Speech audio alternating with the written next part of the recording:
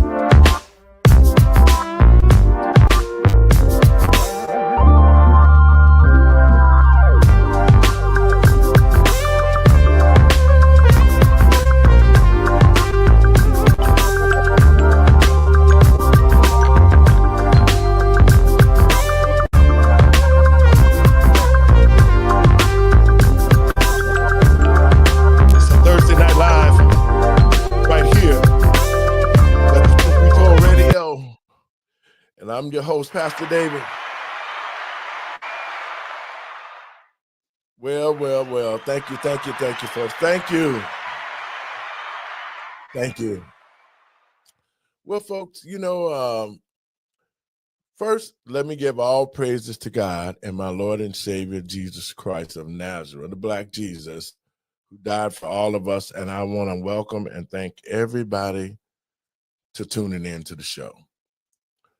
Well, folks, it's been almost a week since Charlie Kirk has been gone to be with the Lord, and we have to really think about the freedom of speech, that no one should die because all of us as Americans who live under this Constitution, so I'm talking about citizens of the country, not illegals because you have no rights to be here, but to the American people and patriots across this country. It is high time that we take a look at some of the things that are happening in our country. And what we must do is make the children our priority in the future. For right now, America's future is very clouded.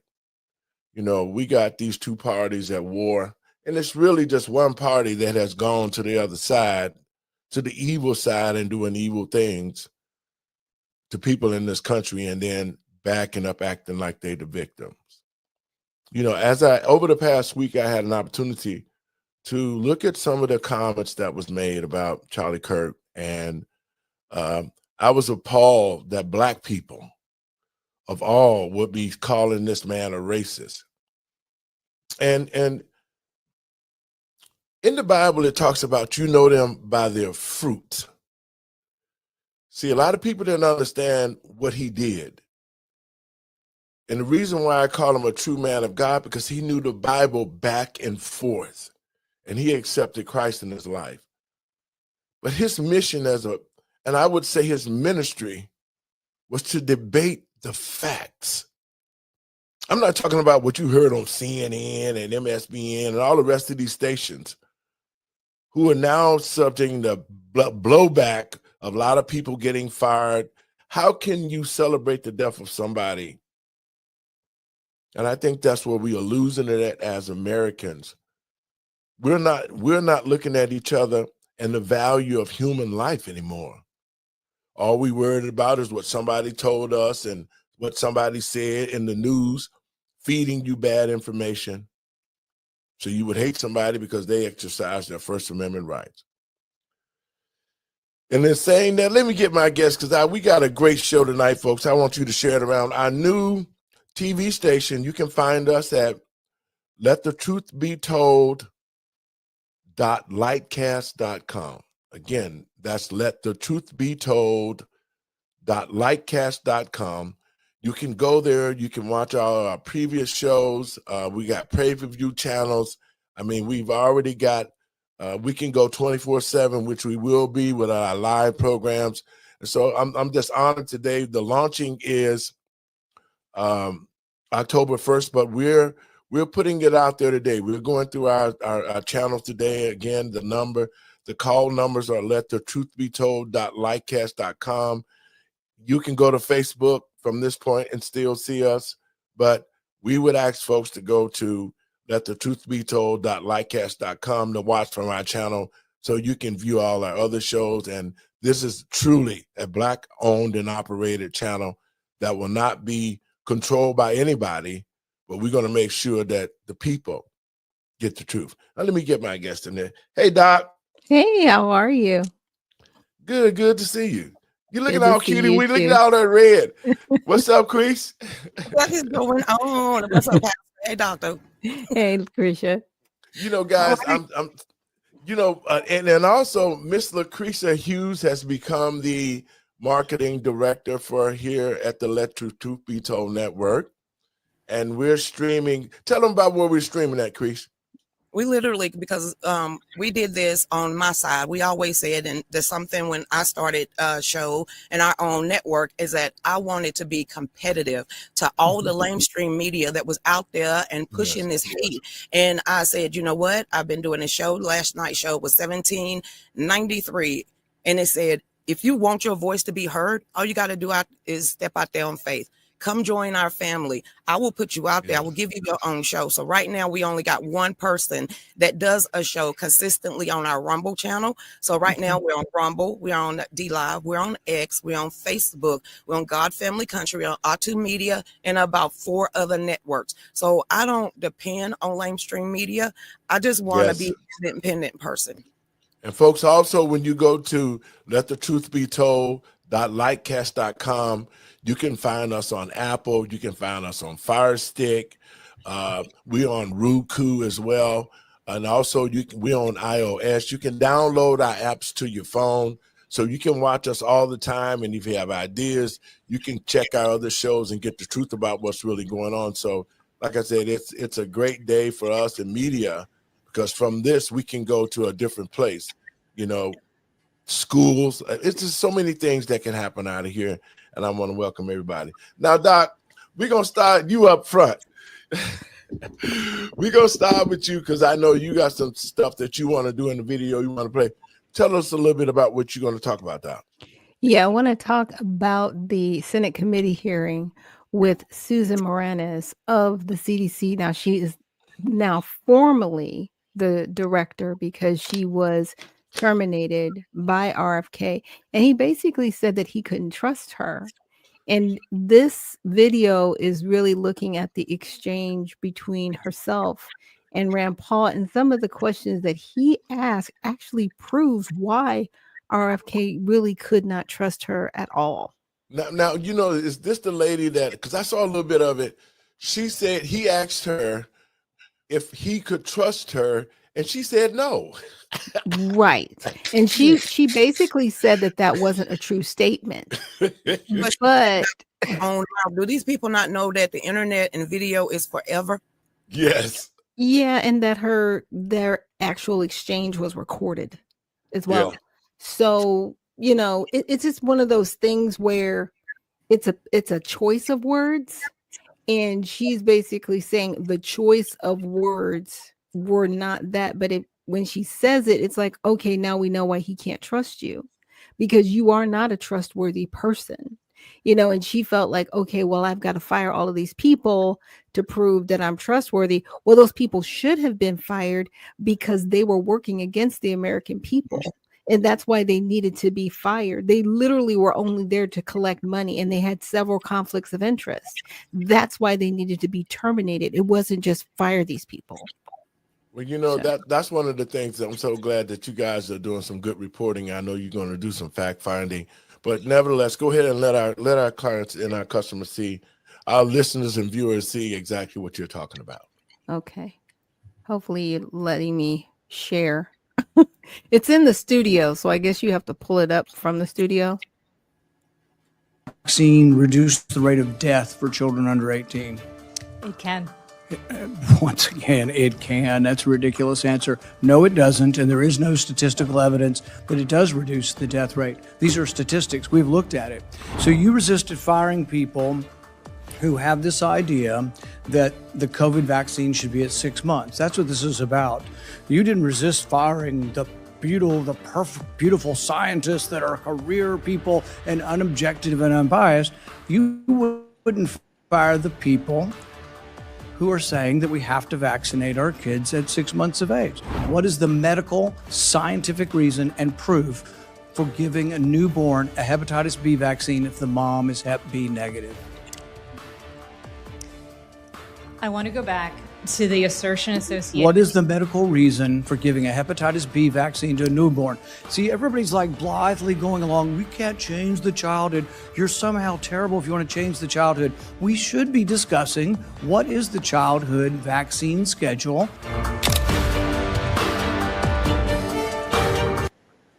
Hold up. I got a couple questions right there. Of course. See, this is what I'm talking about with COVID. The American people knew that COVID was a lie because they started COVID out saying that, you know, they even had a thing going, black people don't have to worry about it. They don't have to catch it. And then let's walk that back there for a minute. There was a whole bunch of people that fell for it. There was a whole bunch of people that used their own currency.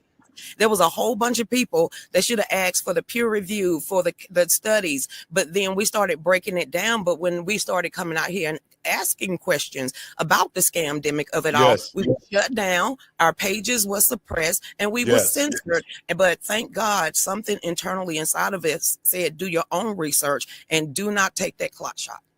And then they said when it could affect black people, then they said you can't take the shot if you got high blood pressure, diabetes, and blah, blah, blah, because it would harm, it would weaken your system, right? Then they came back and said, oh, it's okay for the black people to take it. And if you got diabetes and you got all the rest of the symptoms, high blood pressure, it's okay to take the shot because it's going to kill you anyway. You're dying anyway. And so those who I'm going to tell y'all this. Her name is Miss Barbara. She used to work the bookmobile in Spartanburg, South Carolina. Because, you know, we do a nightly show. You better bring the proof. We did a show every night during the scamdemic. So we have people from all walks of life, the frontline doctors, the frontline nurses started sending us articles from all around the world.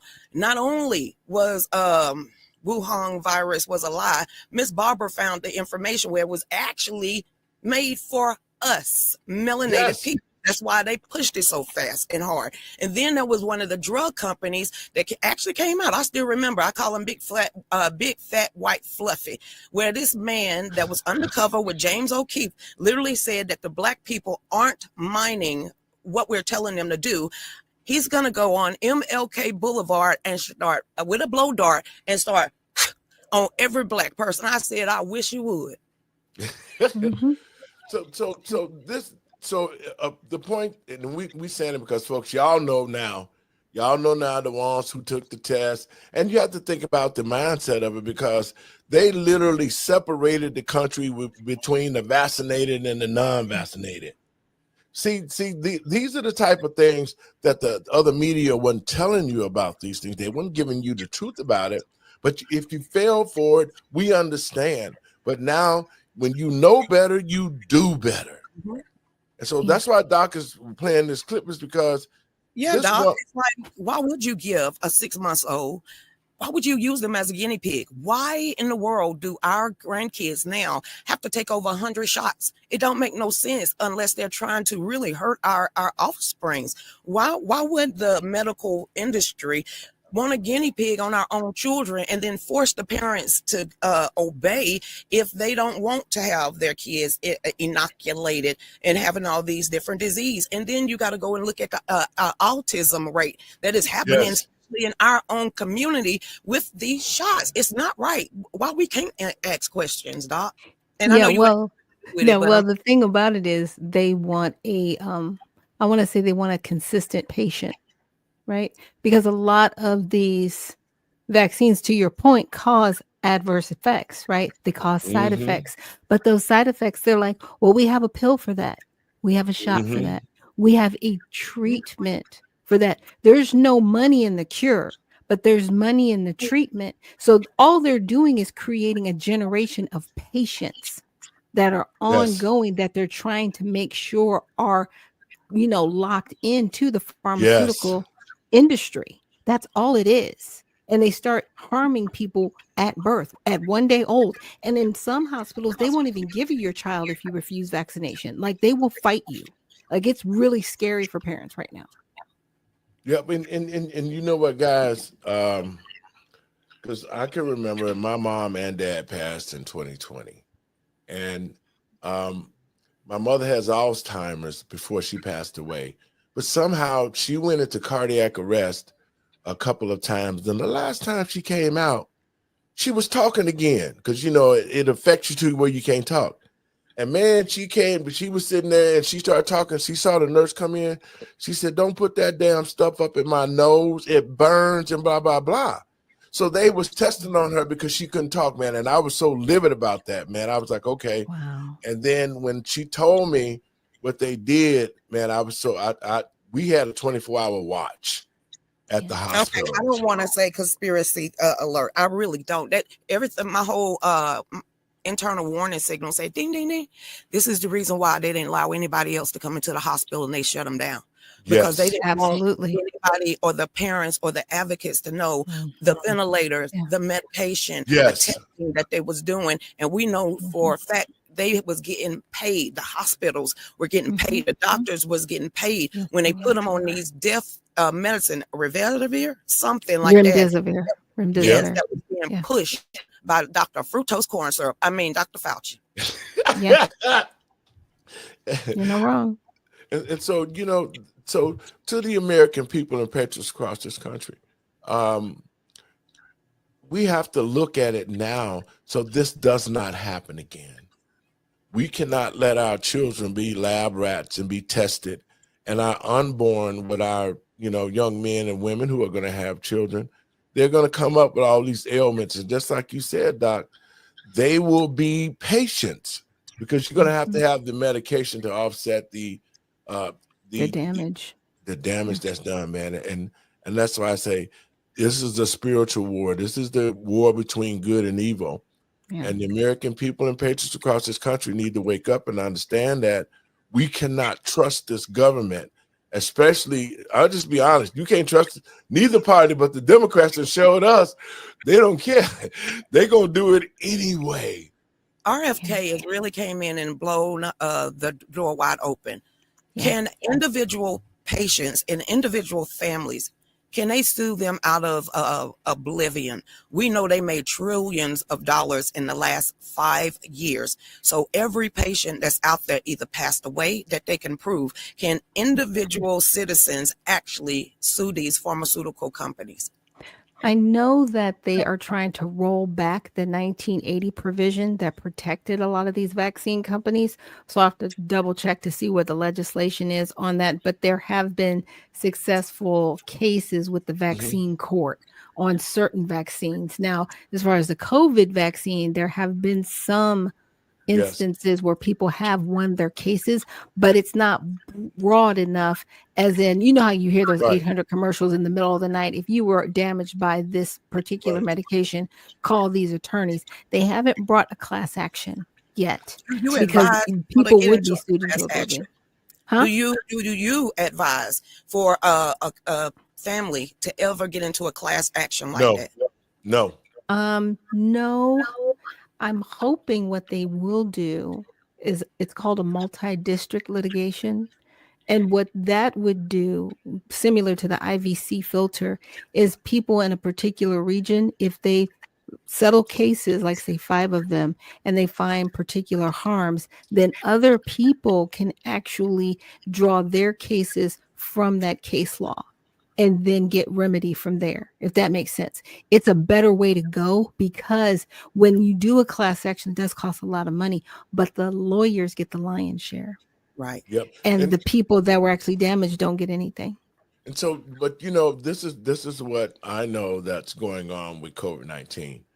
And to our viewers, under President Trump, he realized the damage that it has done.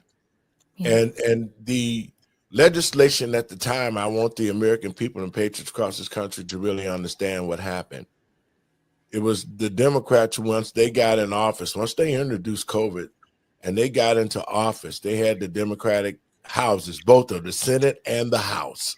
Mm-hmm. And so and the presidency. And the presidency. Mm-hmm. So it was the Democrats who were in control, who implemented all these lies to the American people, separated us, told us that this was not going to be forced on us, and yet you held people jobs, their titles, their careers, nurses that refused to do the damage, that didn't do it. So all of this was under the Democratic Party. That's what I want the American people and patriots across the world to see. The Democrats did this. And we have to understand that this party has gone to the evil side of life. They're not caring about us. They're caring about money and control of us.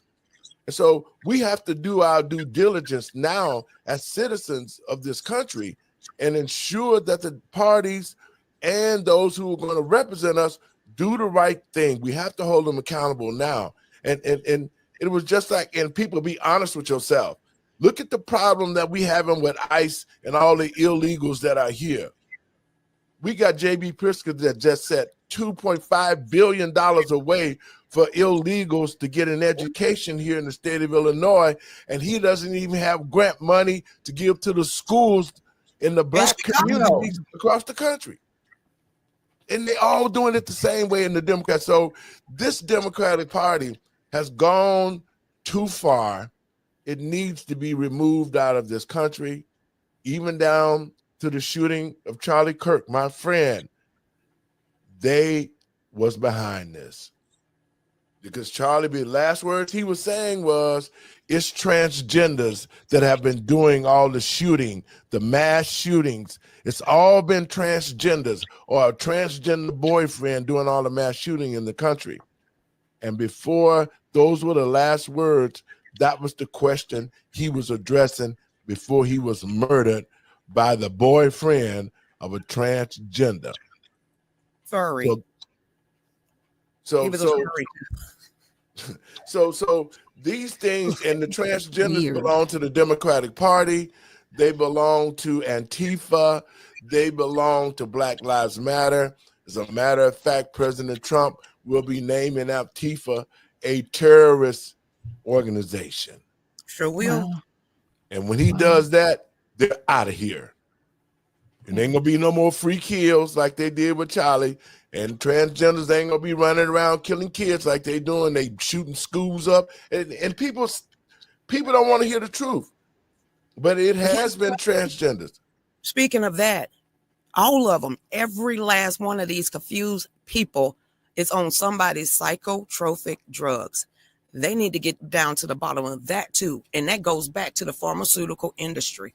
What is it doing to these kids' warped minds? Not as they already being indoctrinated by, Roblox, I often say Pinterest, maybe Reddit, and all the rest of these left-leaning ideologies.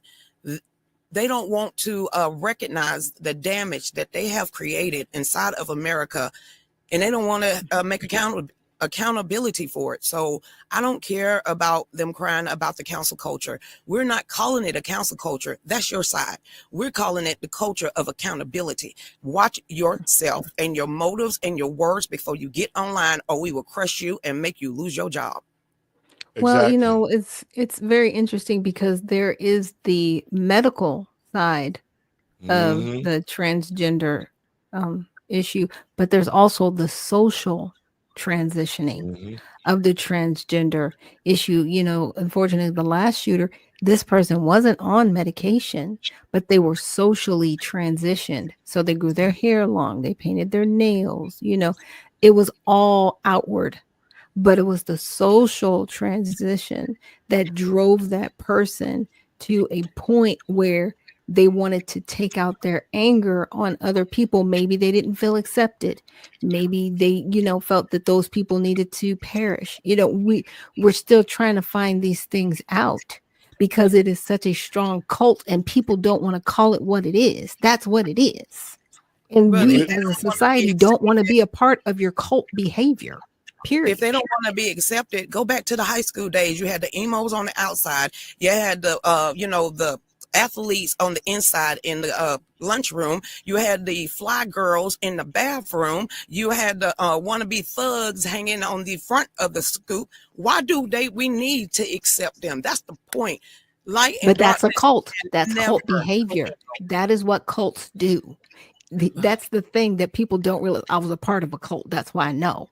It's a continuous beating down of who you are to accept us. We're going to constantly say that you're a bad person, that you shouldn't, you know, be who you are. You need to accept us. We need to be here. You know, if as a Christian, you should have a better heart. They will use your sympathy against you to get you to go along with this. But once you go along with this, you can't help them get out. Now, You need remember, to help them get out. They want you in. home. The shooter, the terrorist, He was not broken. He didn't come from a broken home. No, he didn't. He came from a mega family. Right. Two parents had money. He was straight. Yep.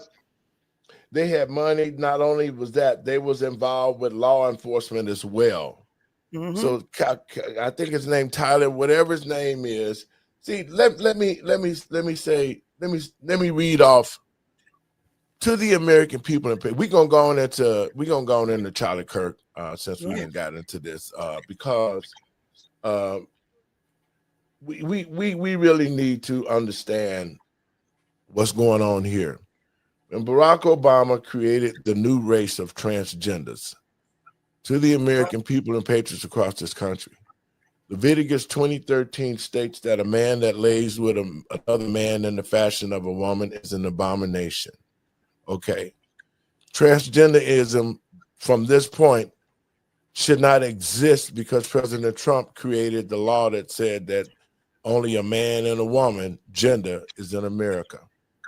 Right. And why I'm saying this is because it was under Barack Hussein, the King Queer Obama, who put all of this in place against the American people and decided that he wanted to upraise an uprising against God and create the transgender world to rule and live in because of his status, and his wife, like Joan Rivers said, was the first transgender woman. Hey, she was killed. I mean, she died a couple of days after that. 2 weeks to be exact. So if that's so, with that being said, now the American people can understand why Barack Obama was going through what he's going through right now, because see, you cannot mock God and you cannot replace God, and you can never do what God do. Because when you're talking about taking a person that was a man and turning it into a woman, the hormones in that body is not going to most times accept that type of transition. No. So you're going to be on all sorts of medicines to try to make this male body turn into a female body, even all the way down to putting in the artificial inner parts.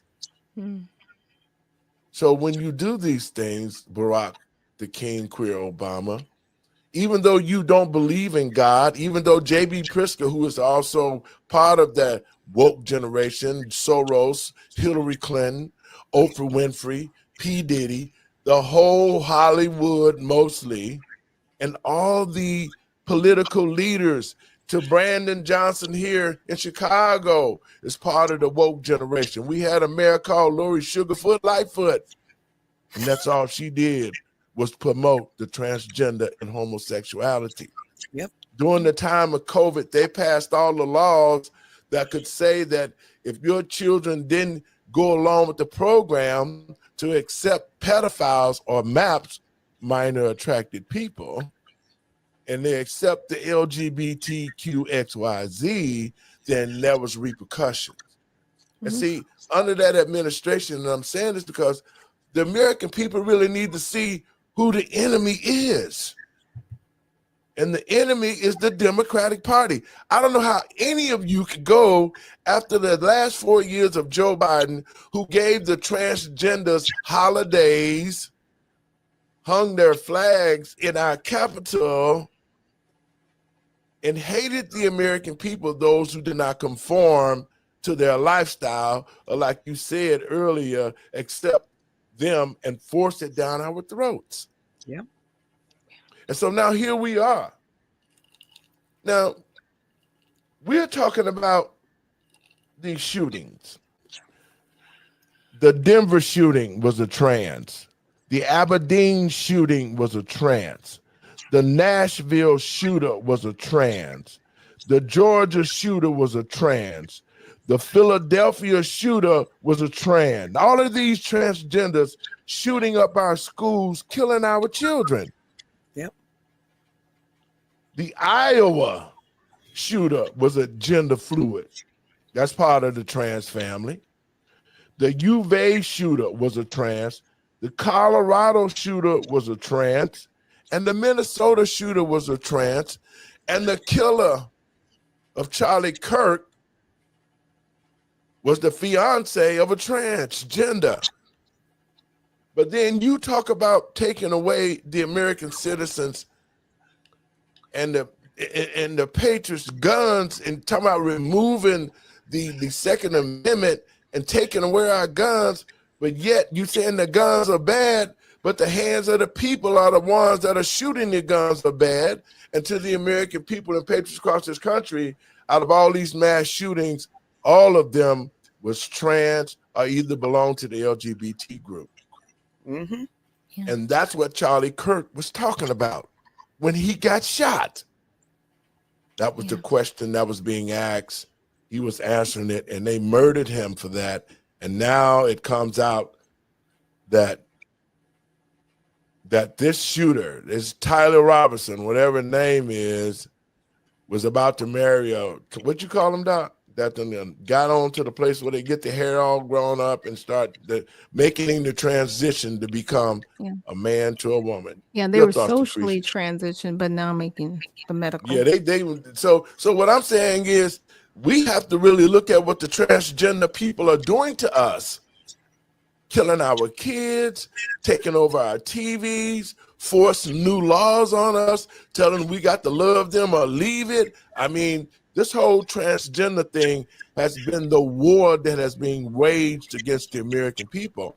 And I think the American people and patriots across this country better wake the hell up. Charlie death was a wake-up call. Very much so. It was a wake-up call to God's people, really, because now God's people got to stand in the gap. We should have said something a long time ago to Barack Obama when he introduced all of this homosexuality to this country and created the same-sex marriage. That's why I said God's kingdom is in trouble, because the men of God refuse to stand on righteousness. I'm about to say tough titties. I wouldn't even worry about the man of God in the pulpit at this point when you have the youth has risen up. I'm not even caring about nobody older than me at this point when I'm looking across college campuses, high schools, junior high schools, people having walkouts, you seeing revivals, people praising, worshiping. I don't care about we know demonic people that's gonna bust hell wide open, because the youth is gonna lead us. So as you're seeing, since Charlie KIRK was assassinated, you have seen it across the board. You are seeing lukewarm people, atheists, and everything else rise up in this sea of darkness. Now all I'm seeing is light shining through. So when it comes to Charlie KIRK death, whatever they thought was meant for evil, it is only turned to get good. How can I say this? 20,000 chapters before he was killed. Now there's over 54,000 people requesting to have chapters all around the United States. So you got uprising and revivals and baptisms Yes. all over the world. So you know what? He was a great impactor. He was a great debater. There will never be another one. But Nope. I'm so proud and giddy with joy that, number one, I could snap back. Number two, I am seeing young kids my grandchildren age love and worship in Jesus Christ and actually Yes. bring him back to the forefront. Well, Doctor, I know you want to get something in here right quick before I drop this video. Well, I want to say I'm glad that you guys got the opportunity to know Charlie Kirk on such an intimate level. I didn't, and I didn't really follow him. So my position is I'm grateful, for what I've heard about him. And I always pray that, when anybody loses their life, that their lives, that they were right with God before they pass. Well, Right. You know what? I got a couple clips, and like I said, this is a special show. Those who want to watch the show tonight, those who are listening through Lucretia's network, we love you. We want you to continue to listen to our network and be a part of this family, because you can call us at 708-663-5262. You can call Cretia. Give them your number, Cretia. They can reach you at. Heck no. I'll see you in the chat room. When y'all go to the I chat do not want room, my phone blowing up. you said you don't want your phone to Waters. stop. He is not going to Jesse Waters the situation. Understood. Like Jesse, like I'm impressed by him. I'm like, bro, you're like on national TV, and his phone number scrolls right across that ticker. I'm like, okay, that's who he is. He's awesome. And so, listen, folks. The first clip I'm gonna play about Charlie, and the reason why I say a lot of my friends call me, and you've seen a lot of other black podcasts and white podcasts across the country, and I want to say to my broadcast brothers and sisters out here, I love you for what you're doing for Charlie. I'm loving the fact that we're putting the truth out about who he really was. I've seen some black folks saying a lot of bad things. Jamal Bryant, the gay preacher that's in Atlanta down here, jumping around with tight clothes on from Upper Marlboro, Maryland. I knew his daddy. They always have been fakes. You know what I'm saying? And people like J.B. Pritzker. And I want the people of Illinois to know J.B. Pritzker can be replaced, and he will be replaced. And I'll let you know the candidate, because me running for mayor, I'm finding out who the who's is and who we ain't going to vote for. And we know we ain't voting for JB. Your ass is out, JB. And we also know, JB, that you're running Bailey and El Del Mar. And we're going to do a show about all of that. So, the other candidate, Bailey, is being funded by JB Pritzker so he can control. But that's another story. But I'm so proud that the media, the black media, the real media, God's media, is telling the truth about Charlie Kirk. And people are seeing it, and that's what we're going to show today too. But first, I want to do this. Everybody. See, DEI was created not for black people. See, black people, we've been running around here, and they made a fool of us. They made a fool of us with affirmative action, where they said you had to have 10% black participation at your company. But then that 10% really went down to 1% because they added a lot of other people to the affirmative action program, like the white woman, the Chinese woman, the Arab woman, the gay woman, and all of them. And last on the list was a black woman. And they never got the contracts. So it went from black hiring to minority participation, and you can become a minority if you're the only one in a house of five, you're the minority. Mm-hmm. And so they used that with affirmative action, but when the affirmative action got shut down, then they looked for another vehicle to get the money and yet keep the same game going. And so the video I'm about to play is the true meaning of DEI. Folks, y'all share it around, and y'all watch and listen to what this sister says. Real F around and find out moment is here. A lot of people are looking at the black community thinking that we are the recipients and benefactors of DEI programs and affirmative action programs. And I know affirmative action is no longer, but whenever they hear the term DEI or they hear the term affirmative action, they look to the Black community thinking that we are the benefactor. Now, here's some information for you. The number one recipient of DEI are white women. That is according to the U.S. Department of Labor. And others fall under that group, under the minority group, the ethnic minority.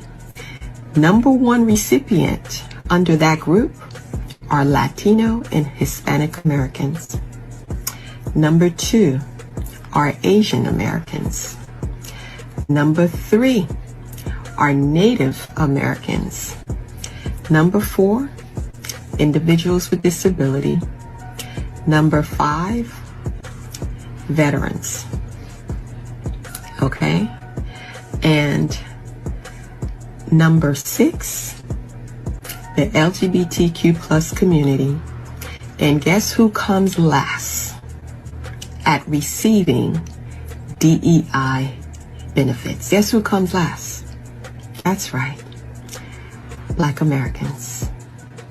Black people. Let me also say, you can do a Google search and you will see the primary benefactors of DEI programs are not only white women, but white men, white male CEOs. Those are the ones who have benefited the most from DEI initiative programs. Mm-hmm. Now, ladies, your thoughts on that? Okay. Then why in the world do Black women tout it out there the most and scream the loudest for it?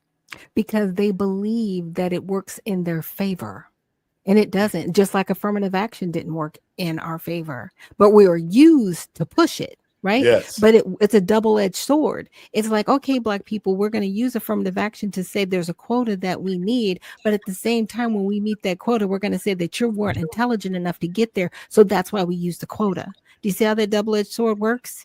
Now, with ESG from the United Nations, by the way, environmental, social, and governance, that's where DEI actually comes from. It's a scoring mechanism for corporations. So if they have a higher score, that means they're hiring more people that are Black, of color, or whatever, or they're using those quote unquote DEI programs.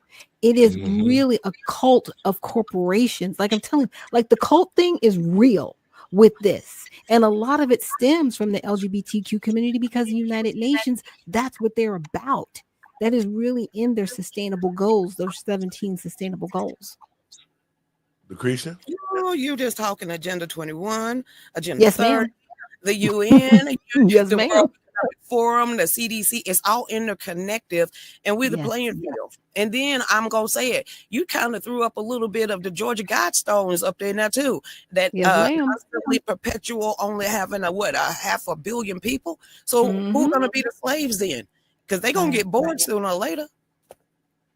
Seriously. And so to Black Americans, this whole DEI thing, the affirmative action things, was to keep us under control.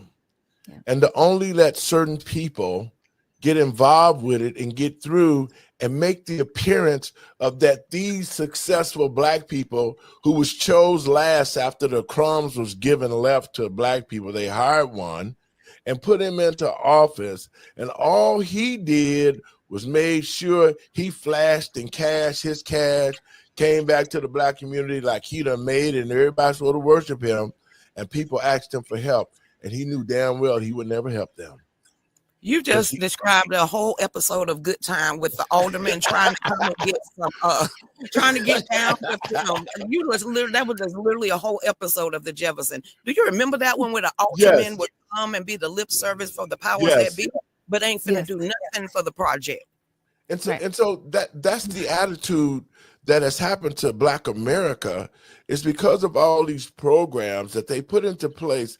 They stymied us. They helped us in a place with always thinking that, yeah, this program is going to be good for us, when it was no good for us because it only allowed for maybe 1% of a Black person to be hired instead of real Black people being hired. I would say equal. That's how it should be if we're Americans. But those ideas, they were fueled.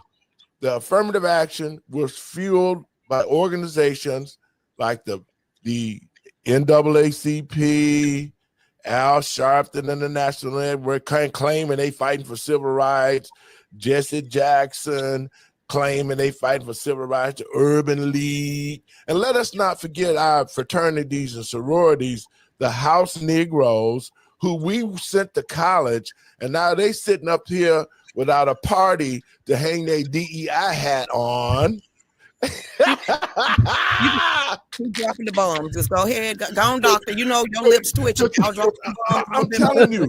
I'm telling you, Black people have awakened. We done woke up. And we showed that with the Trump election. So these House Negroes who are gatekeepers now, you don't have us no more to lie to and try to tell us, well, I'm down there on your behalf. You down there on your own ass, but your behalf, so that you can live in a gated community, have an address in the major cities. You're not worried about their kids' education. That's why you gave it over to DEI and all the untrained and uneducated people went to our schools to teach our children about the forced LGBT group. They opened that door with DEI, and that's why Charlie Kirk got murdered, is because all of these things happen with the trans and the DEI in the schools, and then they're in the White House, then they're in Hollywood, and then they're everywhere else. And it's only maybe about 3 to 4% in this country. But they in positions to make us think that they can rule us. I just read off a list of at least 9 or 10 mass shootings done by transgenders. But they saying rednecks and guns, Black people and guns. They saying the American citizens should give up our guns. No. And the thing about it is, guess what? Criminals are not going to give up their guns, and they haven't. No, and they've supported the criminals so long that the criminals are like, okay, when are you going to take over the normies? Right. So we can just really run roughshod over their lives. And that's where it's got to stop. Because these politicians, they really have been paid off to the point where they are supporting criminal behavior. And, it's showing, and they're open about it. They're not hiding it anymore. They are completely open about it. Chris? Ditto. They've been shouting hate for the longest. They have been spouting hate for the longest. And I could never figure out, why do you hate us so bad when we don't come looking for you? And when you got Nancy Pelosi's, you got Maxine Waters, you got the Al Sharptons, you got the crotch itch out there, literally calling us fascists, calling us deplorables, everything. I've heard it since Barack Obama. They enticed this hate for us. We didn't do this. They did this. Yeah, exactly. They want to hide behind free speech, right? Yep. You want to hide behind free speech while inciting violence, and I think that's because they weren't called on, and they should have been called on it years ago. You know, they've been inciting violence. There's a difference between saying, "I think that person is stupid," then you know what, you need to go take care of those stupid people over there and deal with them. And that's the problem. That we're seeing, and those were Charlie Kirk's last words, was he was explaining about transgenders and all the mass shootings that they were doing, and it comes to find out that it was a transgender to-be husband that murdered him for the transgender world to prove that point. And that's why I say the Democratic Party has the one who perpetrated these crimes by forcing the transgenders and the LGBT on us, so they murdered Charlie Kirk.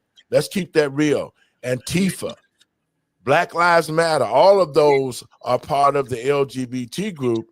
And so in saying that, Tyler Robinson, who killed Charlie Kirk because he was answering the question about how the mass shooters was all transgenders, and that was against God, and that's why he was murdered, because he was a messenger and delivering the message. So right now, what I want to do, after we heard about DEI, this has been going around the internet. Doc, I know you're going to have to pop off in a minute, and then Chris going to go through this, but this is the reason, one of the reasons why Black people are saying that Charlie Kirk was a racist.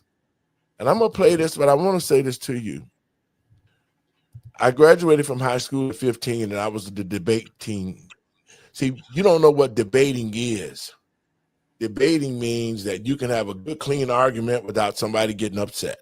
That's what a debate means. Mm-hmm. Charlie Kirk was at the top of his game, being probably one of the number one debaters in this country, you know, including me. So, but we ain't going to talk about that. We're going to talk about him. And so when it came to DEI, this was his thought. And I want Black people to really pay close attention to what this whole conversation is, because you didn't get the real conversation on what Charlie Kirk said about DEI. So I'm going to quote you real quick. You said, if I see a Black pilot, I'm going to be like, boy, I hope he's qualified. Are you going to do that?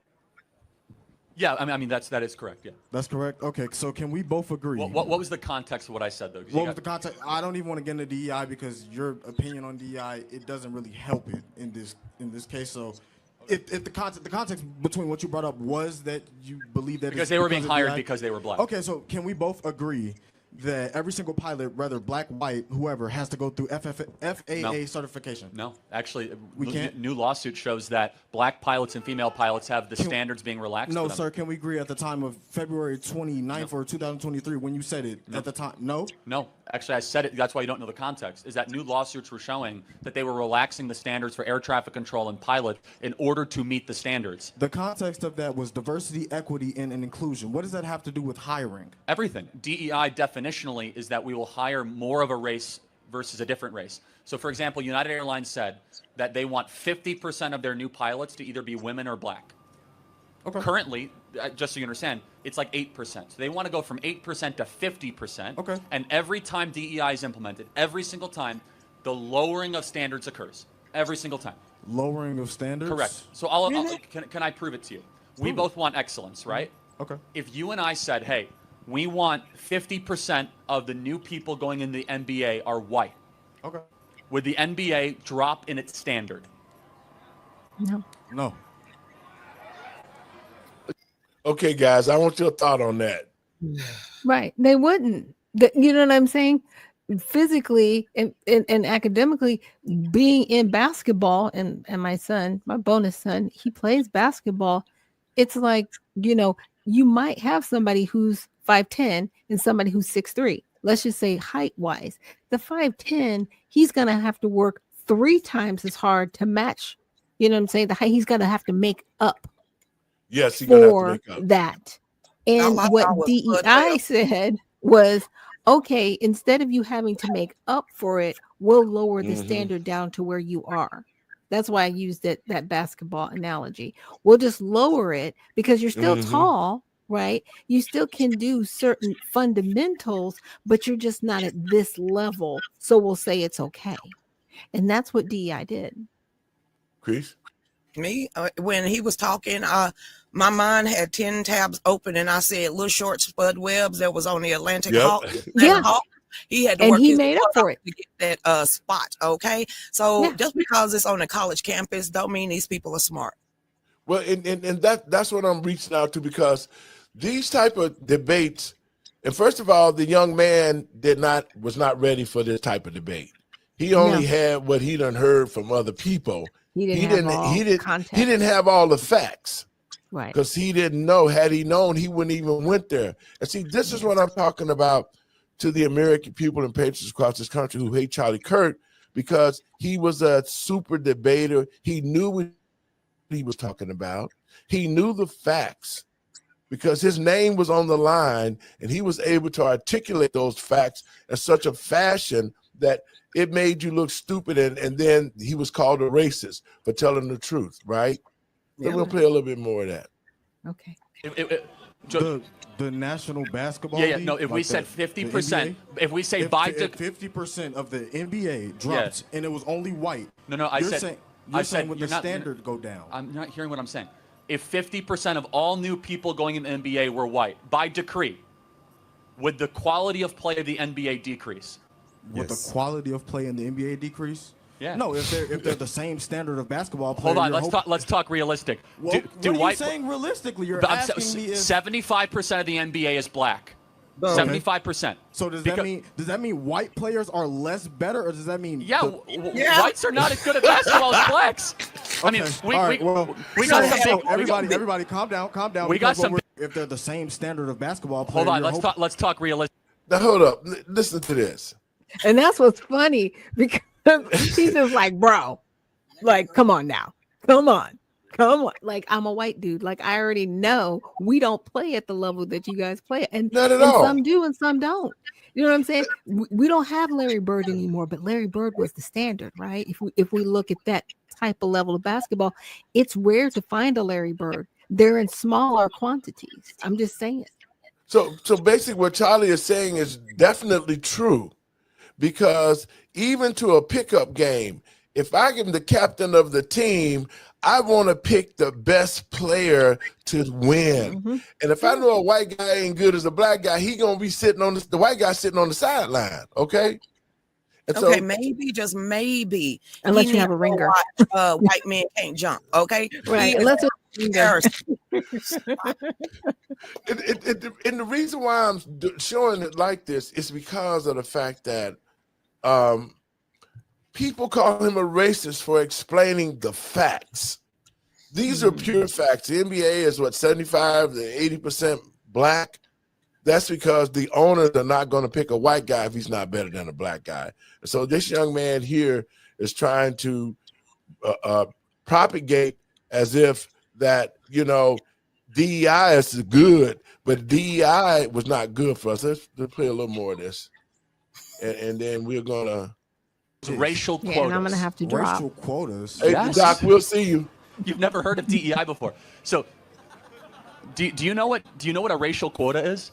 You have to have a certain amount of a certain race. That is what United Airlines did. Mm-hmm. We must get to 50% of our pilots to be black or women. Okay. Therefore, if the NBA said 50% of our players have to be white, I guarantee you, we could try to get as many Serbs and Croats as possible. It's not going to make the NBA the best league. Instead, the NBA has a policy of which the NBA and the FAA and the United Airlines should have the same policy. It doesn't matter the color of your skin. It matters how good you are at what you do. So excellence matters. Wait. Okay. So what you're saying is, everybody's good? So what you're saying is the NBA is a great example No, it's a bad example, because in the example that I gave you, I said when you say a black or female pilot might be less qualified because of DEI, what you're implying is that they didn't earn their spot. Correct, they didn't, because that's what DEI does. That's what you're implying? Because you're there because of the quota, not because of excellence. Does DEI give you the opportunity because of who you are, or does it open up access? No, it gives it because of literally the color of your skin. Charlie, you are quoted by saying that, guys, Charlie... Everyone knows the quote because it's true. When you hire somebody... What's true? It's true because they're there not because of their merit, but because of a racial quota. Why is it that only 8% of pilots right now for United Airlines are black or female? It's actually 3%. Oh, that proves my point even more. No, it doesn't. It's, guys, DEI is the reason why they're not in these positions. But it's because they're... Listen. Man, you are making no sense at all. That's cool. No, explain to me what equity and inclusion is the. Sorry, okay. Explain to me what a racial quota is. Diversity, equity, and inclusion is the reason as to why accesses are now open to certain races. Hold on, can a black person not become a pilot for DEI? What are you saying? Was it equal opportunity or was it equal access? But was it equal opportunity? Was it equal access? It's Charlie? Equal, both. It's both. Yes, it's equal opportunity and. I could not go to college in 1964 with a free ride, free paid tuition, but you could, Charlie. Hold on. First of all, are y'all just forgetting that the last 50 years of historical context happened? This is crazy. That's crazy. How does that impact you? And wait, do you have a free ride right now? Do I have a free ride right now? Yeah. I go to school. Who pays your tuition? Who pays my tuition? Yeah. I don't want to share that on. You just said you had a free ride. I don't want to. Wait, hold on. I said in 1964. No. So it's 2025. Let's stay focused on today. So in 2025, even. Yeah. Okay, Chris, your thoughts on that? I heard you down there. I can't do it. I'm not a Charlie Kirk. That is not my path. That is not the path that God has got me on, because I would have started. It's like talking to a stone wall. This is when our grandparents said it's like talk to a stone wall. That is like talking to a stone wall. He only wants to hear himself talk. He made no sense, and he was a hypocrite. I don't think he listened to his own self. You was not born in 1960 something. You are not part of Jim Crow. You are not your father's sin. And I'm about tired of it. If you're going to live and you're going to be judged by Saint, you know what? You're only one person. You're going to hear, well done, my good and faithful servant, or you're going to hear, get thee away from me. And it ain't going to be about what the hell happened in 1960. So can we get out of that, period? God. You weren't even born in slavery, and he trying to bring it. I can't stand people like that. What did slavery do to you? They cannot answer. But the thing of it is that Charlie was good at handling that, because he was good. He was good but he's telling the truth. Yes, he's telling the truth, because the NBA would not be a good league if it was forced to be half white. And for me, I don't want, when I go on an airplane, I want to make sure that the pilot is trained properly. I want to make sure that the pilot knows the controls and what to do. I don't want to be sitting on a plane with a pilot who have been hired only because of the color of their skin, that really don't know how to operate the plane, but put it on autopilot to drive while you laying back there asleep. And this person does not really know how to operate this plane properly. Well, me personally, because I have a fear and a phobia of heights, so I only get on a plane when necessary. I don't even want to have to think if the pilot is smart. I don't want to have to think if I'm going to be riding on Spirit. Okay, and you come this close to Air Force One because you're on an iPad and you got to get chastised on an open mic. That is so ridiculous. So they are. I don't talk to these people. I don't talk to them. This is when the Bible says that after a point of talking to these people, you got to knock the dust off your feet and keep it pushing. Hopefully you put a seed of something in their head, but don't make yourself dumber trying to prove a point. And so this was one of the videos where Black people saw it, and I really wanted to play it. And we got about a few more minutes, so we got some time to play. But I really want to play it because I want to show the people watching this show that we cannot continue to listen to the news media that lie and create flames of hatred and racist and calling people racist because they told you the truth. And so for me, I don't, like I said, I want a pilot to be trained and qualified to fly the plane that I'm riding on. Mm-hmm. I don't want him hired just because they say, well, we need some dark-skinned people in the joint, so let us hire them, even though they're not trained well. And he has every right to demand, we, the American people and patriots across this country, have every right to demand that if we're going to have people holding our lives in their hands, they need to be trained properly and been through all the proper channels so that if something happens, they can deal with it instead of somebody that worked at McDonald's and got hired as a pilot for DEI. And that's what the problem is, and the truth shall set you free.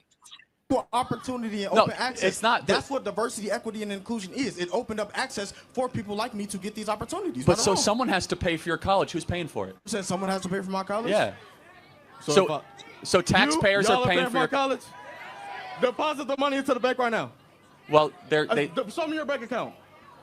It's taxes. Wait, Charlie Kirk. This is a publicly funded institution. But the publicly funded institution. We are one of the. It's top 3.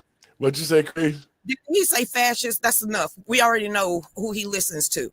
He listens to the emo kids. He is on Reddit dark web places. He a black man that goes to college, shout out in a debate and call the debater a fascist. Take him off. He is worse than a wigger. He is worse than a wigger. He is worse than a white. No sir, no sir, no sir. I know that young black man did not shout and call Charlie Kirk a fascist. I've heard.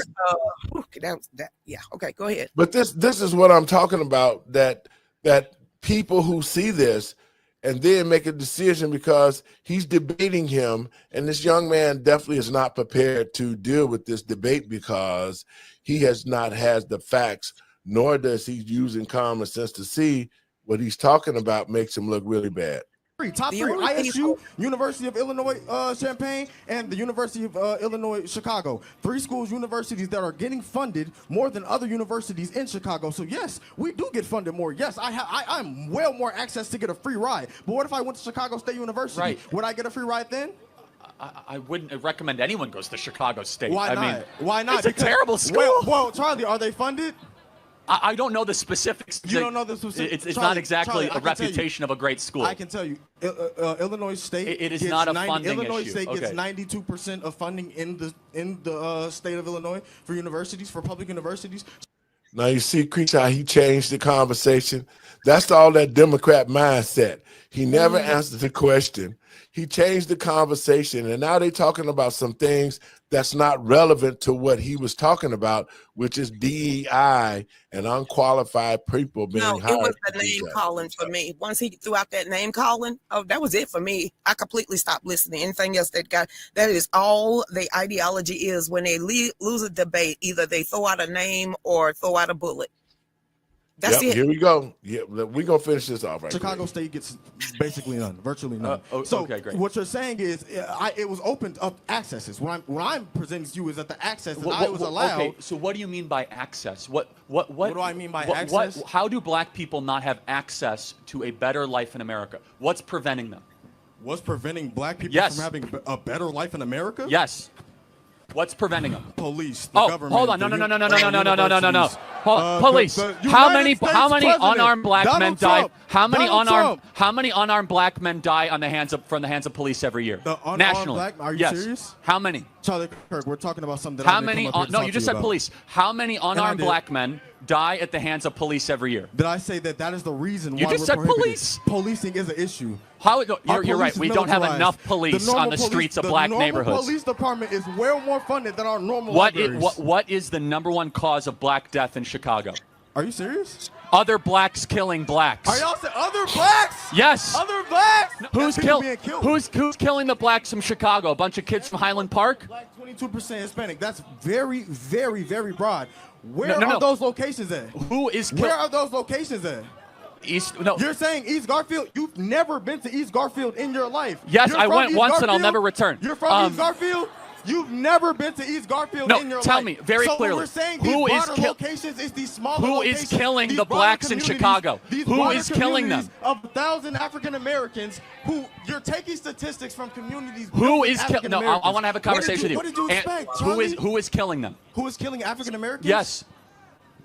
People are killing people. No. What race is killing them? Why are y'all trying to act like African Americans are just solely murdered? People are killing people. No. What race is killing? Is it white people killing blacks or Chris?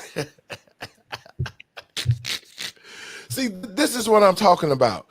This is the idiotic. Now he go to college. I wouldn't want my dollars to go to someone who does not do the damn thing, Pastor. He ain't learning. He ain't learning nothing. Did he literally just blame the issues in the black community on the police, the government, and Donald Trump? That's what I heard. Instead of you and not looking in the mirror and taking accountability for your attitude and actions in life, you want to go. That's why I was like, go see, this is the type of rhetoric that when people who do not want to know the truth, who just want to say, I hate the white man for telling us the truth. But I'm telling black people across the country watching this show, white folks, black folks, it is black people killing other black people. You hardly ever say the show because you know what? Let the truth be told. He ain't said one lie. He ain't not said one lie. And black people watching this show, tomorrow, I hate Charlie Kirk, he's a racist. He told the truth. It ain't no white man coming in the black community killing another black man about no dope. The only other people that's coming in the black community doing a lot of killing are the illegals now of black citizens. But other than that, black people killing black people. How hard is that to understand? He from East Garfield Park. I had a program that I worked with the gangbangers in East Garfield Park in 2008 and 2009. when it was really bad. And we curtailed a lot of the killings because we got the brothers together, used the gym on the west side of John Miller's church, and they had to attend my class before they played basketball. The crime rate dropped. I got those kids jobs, got them back in schools. I paid them as community organizers. That's what's needed. So this is the type of thing that when other blacks who want to say, I hate Charlie Kirk because he white, I hate him because he told me the truth. Well, y'all got to hate Pastor too, because I've seen so many black men kill other black men, not only in Chicago, St. Louis, Philadelphia, New York, California, all the small towns. It's black on black crime. And Charlie Kirk only told the truth. We're going to play the rest of this, and I got another piece I want to play. People are killing people, Charlie. Okay, but hold on. What race is killing the other race? What race is killing what race more? That does not matter. It does matter because it's a black-on-black problem. It's a and blacks need to solve the problem of black-on-black violence. Is it a black-on-black problem or is it a crime problem? It's a black-on-black problem that is a crime problem. Because I'll tell you why. If it was a bunch of kids from Deerfield coming in with guns, it would be a white problem. But somehow, if it was a black-on-black problem, oh, it's a crime problem. It's systemic injustice. If the police is not enough funding. No, what you're saying is, Charlie, you're forgetting that these locations that you're bringing up are secluded by these races. So these races might have an easier time with policing. And, yeah, they're going to have nearly response time of 2 seconds. Wait, it's the police's fault that so many blacks are killing other blacks? Who just said that? You did. I said that? Yes. No, but no, please. I want you to tell me, why is it that black Americans are 13% of the population, yet they commit 55% of murders? Where can you show me that? Again, it's FBI statistics. It's well known. FBI statistics? Where can you show me that at? Can you give me ask ChatGPT, ask Grok. Why would I ask ChatGPT when ChatGPT has shown? Prove it. What?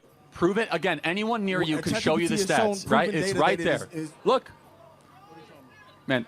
Let's read it. 70% of offenders were African American. Wait, pull it back up. Boo, yeah. Charlie, for the sake of myself, I really do appreciate the ability to debate with you, man. I want you to think about what I asked you. Okay, you mind if I have a hat? Yeah, sure. Thank you. Now, Chris. What?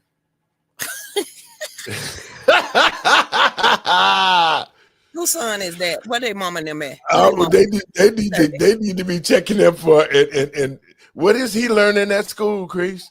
He said, prove it. I said, oh my God, that's the first thing you're supposed to do in college is study. He said, prove it. That's what you're supposed to do. Exactly. Now, let me tell black people how we rank up. Just like Charlie Kirk said, we are 13% of the population. And over 70 or 80% of us are locked up in the prison system out of 13%. That's why it ain't no black men on the streets. It ain't no black men starting families. It ain't no black men nowhere because most of those are black men that are locked up in the jail system, in the prison system. So it's the black on black crime that caused these problems. And it's the lack of us as black people. Some of us black people are not accepting the responsibility of what we have created. We created a society of black men killing black men because we never addressed it. Pastor, there's a comment in here. And Cheryl said, Charlie stayed so calm, but not Lucretia. I can't do it, Pastor. I can't be no debater. No. I can't be no debater, Pastor. It's written all over my face. I'm telling you, when I was in school, I loved it because I did my homework. I was just like that. You can't tell me the sky is not blue. You can't tell me that you peeing on my head and tell me it's raining, okay? So when you come into a situation like that, you need to truly, truly understand what you're against. This doesn't make Charlie Kirk a racist. Nope. To anybody with common sense, it would show that he was a debater that used the fact to make his point. And because he made his point clear, people called him a racist.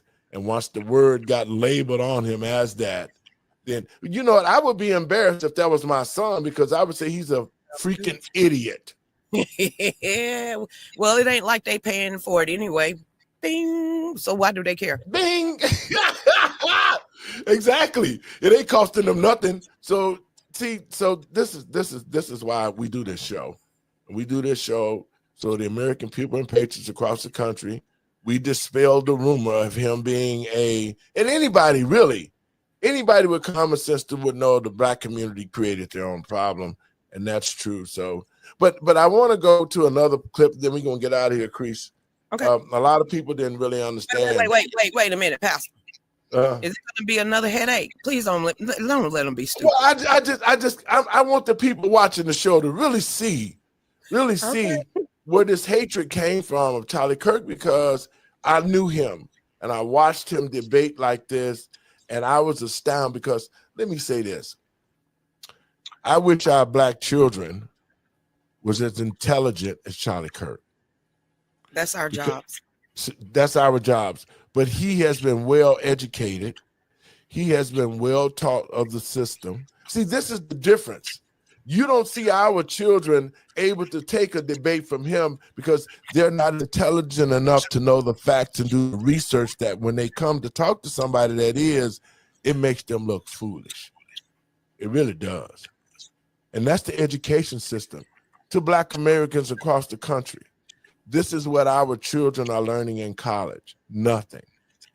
The money, your taxpayer dollars, if you don't really teach your child, or if your child is not absorbing anything at the school level, you need to take them out of the schools and those universities and start doing some self-training to them, because it ain't no way in my generation that I came up and the debater that I am, that Charlie Kirk would be able to out-debate me, especially when it came to Black things. Because you know why? Because I was going to learn about myself. I was going to learn about the system. I was going to be knowledgeable, knowing that it was over 70% and 13% of the population, but over 70% in jail. I would have knew all them things. So to me, that wouldn't have been a debate. That would mean that we would be agreeing on the facts. Your thoughts, Chris, while I chew this up. This next piece that I'm doing is about the Bible, and this is a debate that Charlie Kirk got into, and this is why I was amazed by him when I was with him at the Republican convention, because I watched him talk about the Bible, and as a pastor, I was really taken back how well-versed he was. And so, again, here we go. Check it out. Need to have government in order to thrive. In fact, in suffering and humility, the church thrives. Yeah, I mean, again, that's like totally insane, but that's fine. If Jesus told Peter to drop his sword, should we as a nation do the same? Hello, how are you? Good. My name is Nick. I'm an aerospace engineering student here. Got a couple questions. Awesome. That's all right. So I'm particularly concerned about your brand of Christianity. As a Christian myself, Christian nationalism I do not agree with at all. I think it's antithetical to the values of the early church. And I think, how do you reconcile especially white Christians in this America, marrying politics and power with their faith in this country? Well, there's a lot there. I've never described myself as a Christian nationalist. So I'm a Christian and a nationalist, so I've never used those two. And then right there, that and nationalist, where in the scriptures does a Christian... Well, thank you. Jeremiah 29:7, demand the welfare of the nation that you are in, because your welfare is tied to your nation's welfare. Let me continue. Daniel fasted and prayed for his nation. Esther and Mordecai cared for their nation. They were counsel to the king. Right. Nehemiah, Jeremiah, Joseph, Jacob. I could keep on going. Moses, Aaron. In fact, Moses was so political that he wrote an entire book of the Torah all about how to set up a government. It's the book of Deuteronomy. So, in fact, the Bible is an explicitly political text amongst many other things. Now, can we interpret those texts in the light of the revelation of Christ? Because you just cited all Old Testament texts, but you've not once cited St. Paul. Now, here we go. I really like the back and forth of this debate, so stay to the end and I'll give you my thoughts. Okay, yeah, if you want me to also... By the way, just so we are St. Paul about the kingdom of heaven and the Corinth. Just so we're clear, do you think that the New Testament is greater than the Old Testament? It is. It is greater because the revelation of Christ dictates how we interpret the Old Testament. So you think that all of a sudden, like Genesis 1 is not as great just because of the New Testament? The Old Testament was a type and shadow of the things to come, and now we live in the full revelation of Christ. Again, that is by definition that is such lesser. a dangerous theological. That's not true. That's Christological theology. Hold on. Of course, I believe in the resurrection, but to all of a sudden say that like in the beginning God created the heavens and the earth is like somehow in like lesser because of the revelation of the New Testament. Christ even said, "I did not come to abolish the law of the prophets; I came to fulfill the law." In fact, he said all the laws of the prophet hang on the two teachings, Leviticus 19 and Deuteronomy 3 through 5. However, to use a New Testament example, as you asked, it says in 1 Timothy, "Pray for your leaders and authority by name that they might make righteous great decision." I'm going to continue. Christ our Lord said, "On this rock build my what?" Church. Wrong. Ecclesia. It's not the word church. Oh, the the word English church, translations of Common Bible say church, so my bad. well, actually, it shouldn't, because the original Greek term says, "On this rock build my government structure." Ecclesia was a secular word used in that time, which was all about the advancement of freedom and liberty, which are the two words in Greek, eleutheria, isonomia, which are the two words there. So the point being, Christ called us to be salt and light. We as Christians should change the environment that we come in contact with. That's what salt and light do. So why should we then not care about changing government to be more Christ-like? Well, you're conflating changing government to be more Christ-like. What I was discussing was nationalistic endeavor. Okay, Chris, give me your thoughts on that. It's going round and around and around. He keeps trying to knit.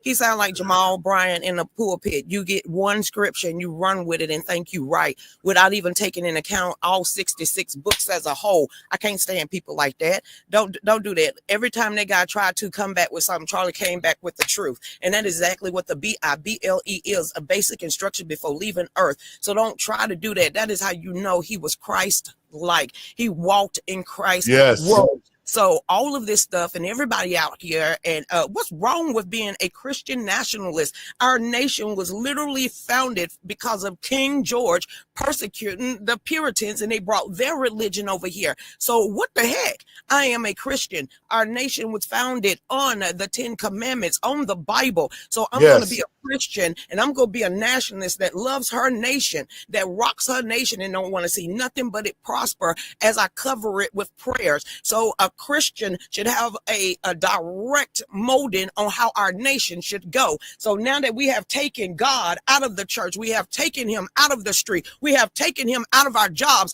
That is why people are pointing and laughing at Charlie. That is why you seeing people get fired on the main line. But now you see a revival and a baptism of faith because God is being put back on the forefront.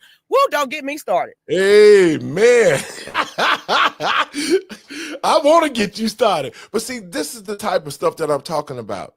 It's the misinformation and the mindset of when you debate, especially people probably have not seen him in this type of light, but he knows the Bible back and forth. So this young man who said, "I'm the new wave of the Christian now, blah, blah, blah, blah, blah," he dispels the Old Testament, and the Old Testament is the groundwork that led to Christ. Because in the biblical times, in Isaiah, it talked about the coming of Christ. David wrote when he was baptized. What did John say? He is a man that's coming that I can't even tie up his bootstraps. So it's been prophecy after bloodline after generation that the whole biblical scriptures all the way to Genesis was building up for that one guy out of midst of all of us to die for everyone's sin. So all the rest of this, I don't debate my faith, and I don't debate my nation, because it goes hand in hand, God, family, and country. That's right. And we're going to play a little more of this, Chris. Which is the inherent view that our nation is better than other nations. Well, it is. Well, God shows no partiality. So well, no, that's not true. God says in Revelation, "I will judge the nations." God says that the nations means ethnicity groups. It doesn't mean borders of countries established. Not necessarily. Hold on. It does. God says the constitution of Israel will come at the end of the age. Borders is biblical. The entire book of Nehemiah is about building a wall around the nation of Israel. In fact, the idea of borders, the idea of sovereignty, is an explicitly biblical idea. Yes, but Israel is no longer defined by the physical borders. It's actually defined in the spiritual sons and daughters of God who believe in Jesus. That's a Catholic interpretation. That's not just Catholic. Again, it's primarily a Catholic interpretation. I don't share it. I don't want to get into that theological debate. Okay. Because we're going to get nowhere. My mind won't be changed. Your mind won't be changed. But around nationalism, why don't you tell me, and I will listen, what a Christian's role in government should or should not be? Simple. Sermon on the Mount.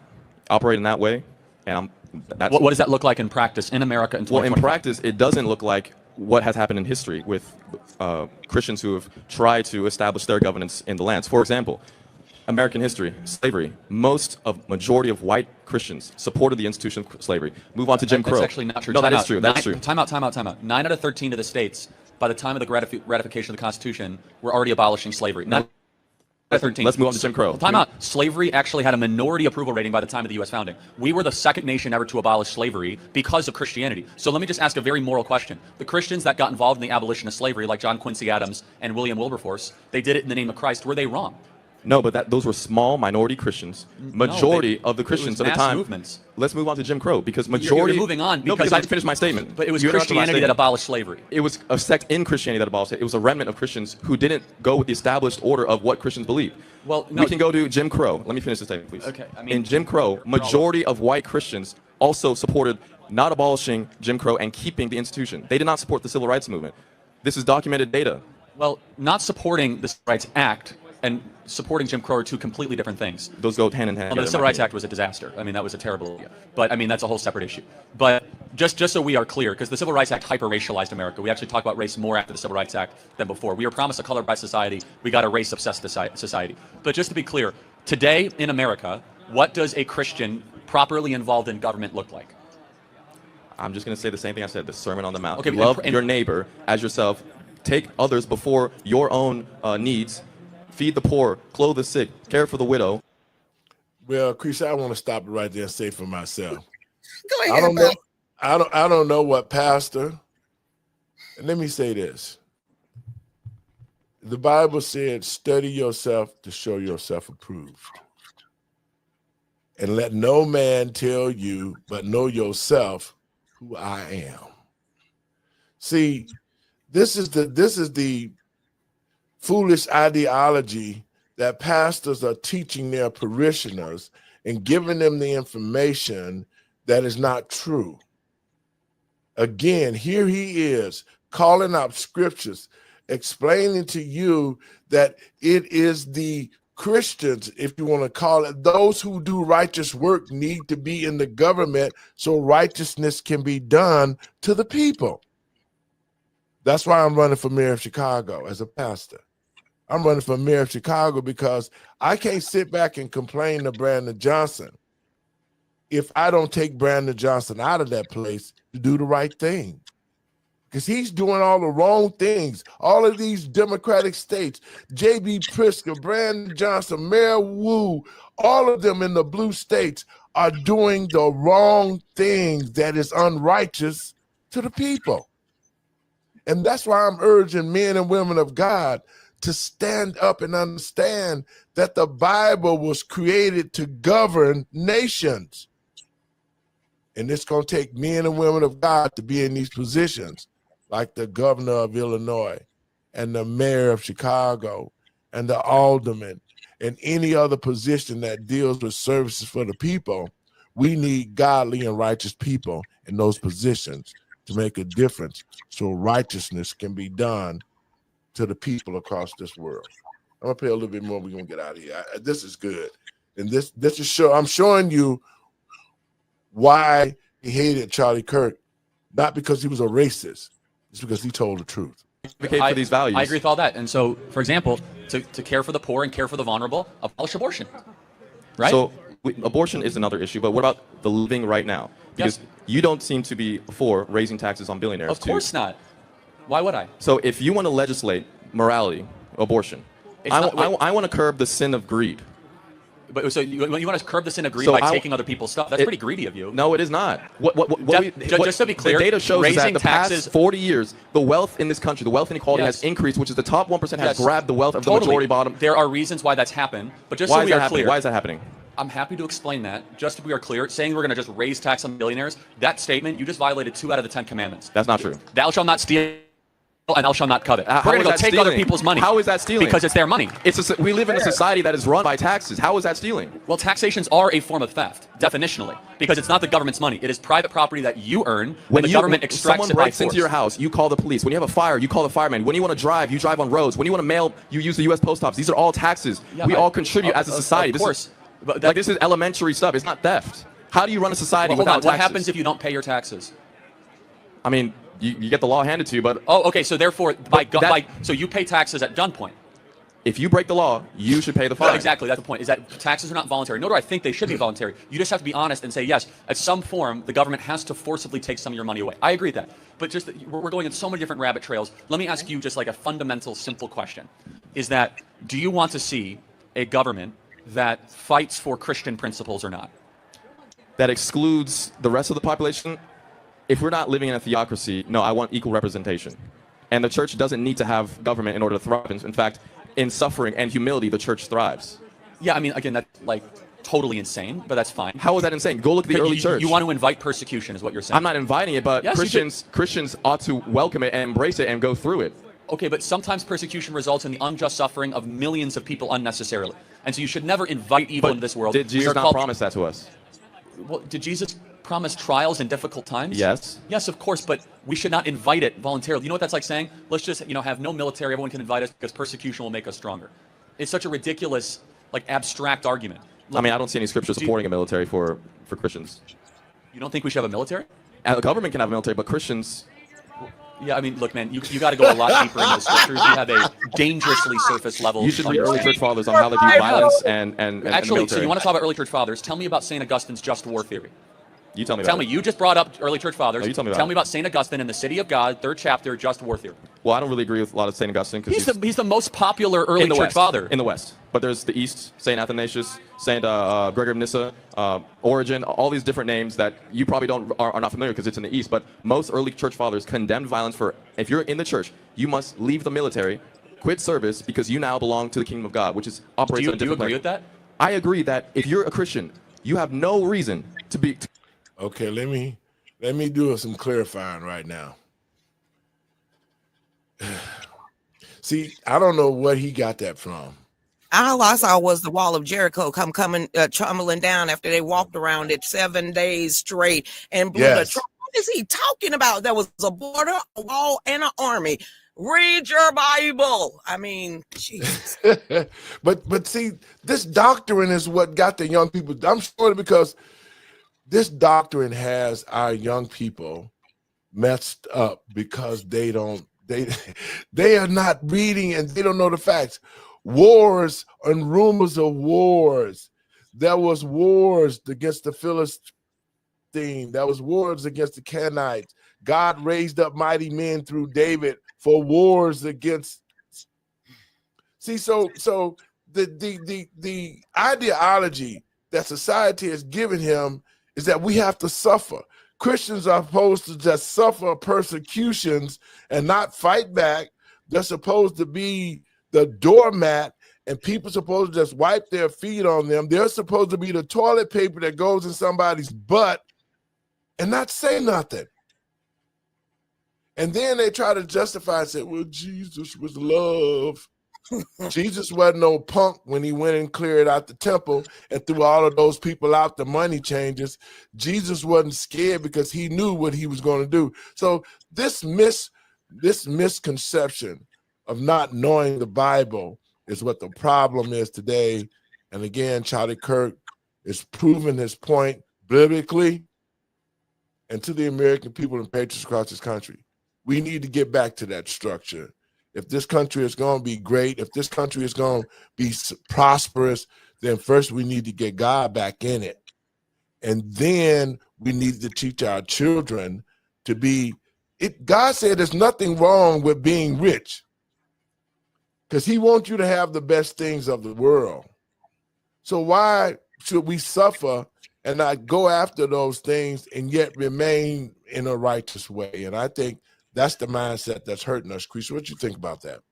I don't know. I just saw the Garden of Gethsemane. So when you said Jesus wasn't a punk, he was such a powerful person. He prayed so hard that blood popped out of his forehead. I don't think that little young punk right there could pray at all without ceasing to exist. So I don't see my Lord and Savior as that passive human being when his strips and his stripes, that those cattails that was slicing through his back, he still got up and walked through a crowd of people and allowed him to hang.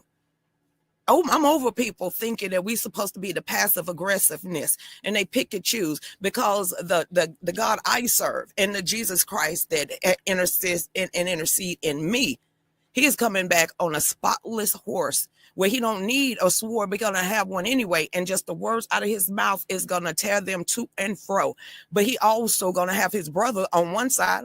What's up, Gabriel? Go and blow their horn. And then he going to have his other brother, Michael, over there. You got the keys ready. Let's go. And all behind that is going to be people like us. It's going to be the elders all in white. And it's going to be a cavalry. So we're going to end in war. I hope they're on the right side. Exactly. And it's the teachings. We're going to play the last. We're going to get out of it. Chris, I'm going to get your thoughts on it.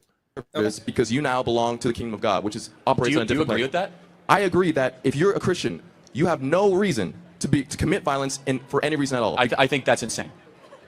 Honestly. Just look at the example of Jesus. Was he put on a throne, or did he embrace the cross? It says at the end of age, Jesus will come with a sword to judge. Are you reading Revelation literally? Yes, of course So I am. he has an actual sword out of his mouth. Yeah, I mean, like, what's your contention? The interpretation that's common is Revelation, when he has a sword, that's the word dividing your soul and spirit, piercing the hearts. He's not waging war on people and killing millions of people. That Christians should not serve in the military is your contention? That's my belief. You don't have to believe that. Yeah. We're going to have to get to the next question. All right. That's a new one. I got to be honest. Thank you. Thank you. Now, did he say it was going to be a physical war? You better stop playing. Even the Bible says that all the nations of the world are going to gather up their soldiers and they're going to meet in a battlefield right as our angels. I can't stand dumb people. Lord have mercy. That irritated my soul. Well, the thing of it is that it's the fact of the teaching, and he is not getting proper teaching, nor has he been reading for himself. Because this is why I say, if you read for yourself, then you would know these things. What Charlie was saying, and it should not have been a debate, but it should have been an agreement that we have not followed the teachings of Christ, nor have we been in a line with God so that we can be blessed. You understand what I'm saying? So you know what? I guess every day we're going to continue to allowing the truth to be told, because our teaching, us coming together, us learning, and us becoming on one accord, and leaving the unequally yoked to the side. Let us talk to the people that God is sending us to, and from this day forward, you know what? Knock the dust off our feet, pop our shoulders, pop our collar, and let's continue on this path that God has us, Pastor. And you're so right, girl. And we're going to have to get out of here.